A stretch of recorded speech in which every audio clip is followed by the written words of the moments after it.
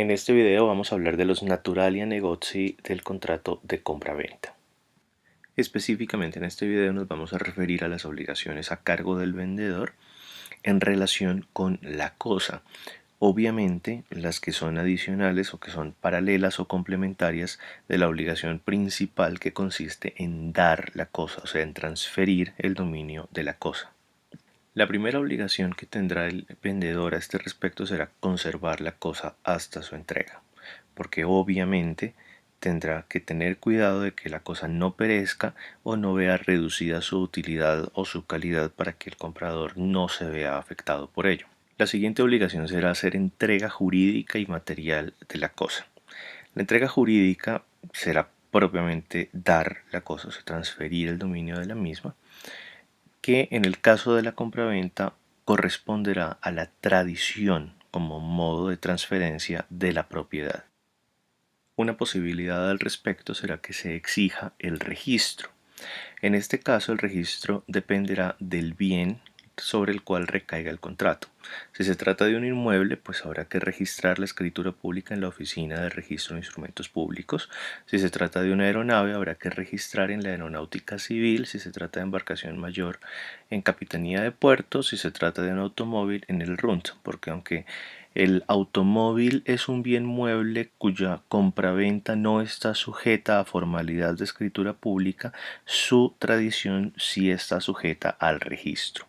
Entonces, en estos casos, dependiendo del tipo de bien de que estemos hablando, habrá que registrar en un lugar distinto, pero será necesario registrar para que la entrega jurídica se perfeccione.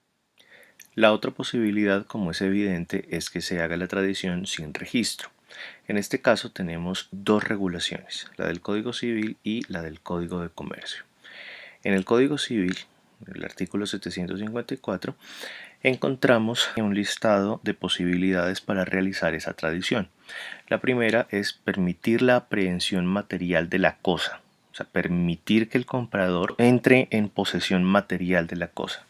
Otra posibilidad es mostrarla, señalarla para que de esa manera quede claro que se está entregando. Otra posibilidad es entregar las llaves donde se encuentra guardada la cosa, ponerla a disposición en el lugar convenido. Aquí se vuelven muy importantes, por ejemplo, los incoterms que veremos posteriormente. El otorgamiento de título traslaticio al tenedor, por ejemplo, el arrendatario de un bien inmueble le compra el inmueble a su arrendador. Entonces el arrendador simplemente tendrá que otorgar el título traslaticio, que en ese caso sería la escritura pública, pero no tiene que hacerle entrega material de ningún tipo porque no es necesario en la medida en la que el tenedor ya tiene del bien.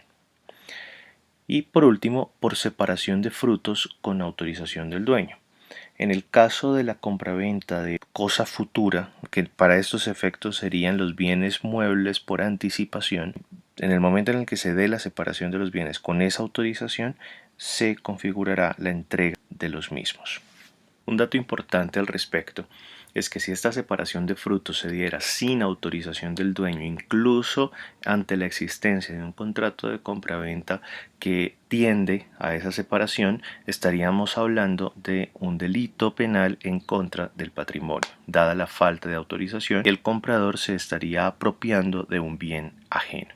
La otra regulación que tenemos es la del Código de Comercio, en su artículo 923.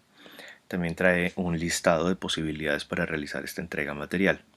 La primera es la transmisión del título valor, en donde se han incorporado los derechos sobre las mercancías mientras están siendo transportadas. Especialmente se refiere a la carta aporte, hay otras posibilidades, pero especialmente la carta aporte, en la que se indican cuáles son los bienes que se están transportando, y por la naturaleza de ese documento se entiende que los derechos sobre esos bienes están incorporados en el papel, están incorporados en el título valor.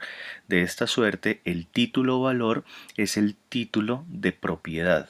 Entonces, si yo tengo ese título valor, el propietario soy yo, y cuando se lo transmito a alguien más, esa otra persona se convierte en propietaria de esas mercancías.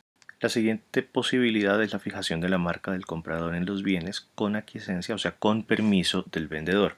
Fíjense en que esto es de alguna forma paralelo a la posibilidad de que el vendedor le dé permiso al comprador de retirar los frutos de un bien que prevé el Código Civil.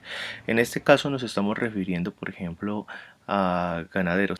Los ganaderos tienen unas marcas con las cuales se identifica a quién le pertenece un animal. Cuando el vendedor le permite al comprador que imponga su propia marca sobre esos bienes, pues le está haciendo entrega de los mismos jurídicamente. La siguiente posibilidad es por envío de las mercancías por el vendedor al domicilio del comprador o a donde hayan pactado. Igual que en el evento anterior regulado por el Código Civil, en donde se pueden establecer una serie de posibilidades también respecto de riesgos.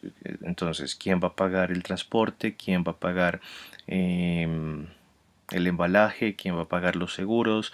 Y dependiendo de todo esto, habrá o no habrá cumplimiento y cada uno tendrá que asumir las cargas que se hayan acordado.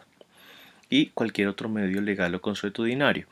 Cualquier otro medio legal, pues fácilmente son los que establece el Código Civil, que serían los básicos, o consuetudinario, cualquier signo de entrega que se haya convertido en un signo realizable y con efectos jurídicos por cuenta de corresponder a la costumbre mercantil.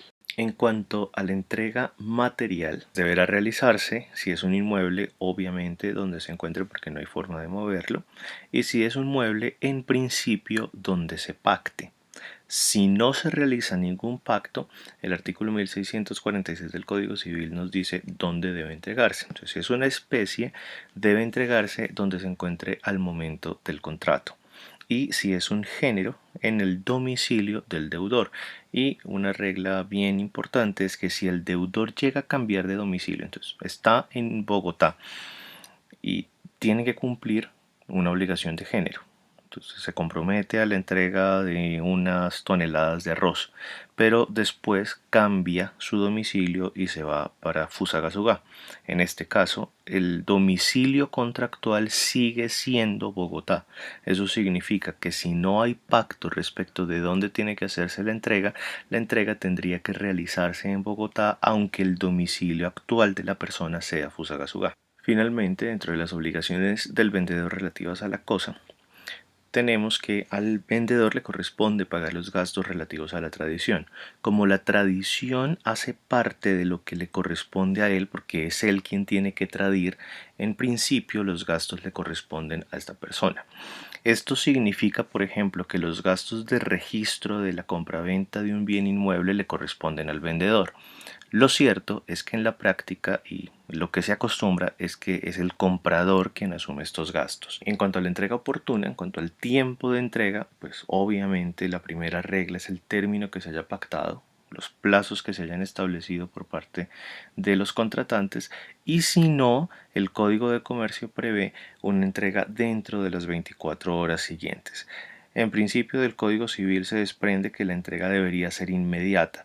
El Código de Comercio pues da una norma que por analogía también es aplicable a todo el resto del ordenamiento, que nos da un término razonable respecto de esa inmediatez. Bueno, hasta aquí vamos con los naturalia negozi respecto de las obligaciones del vendedor en relación con la cosa. Muchas gracias.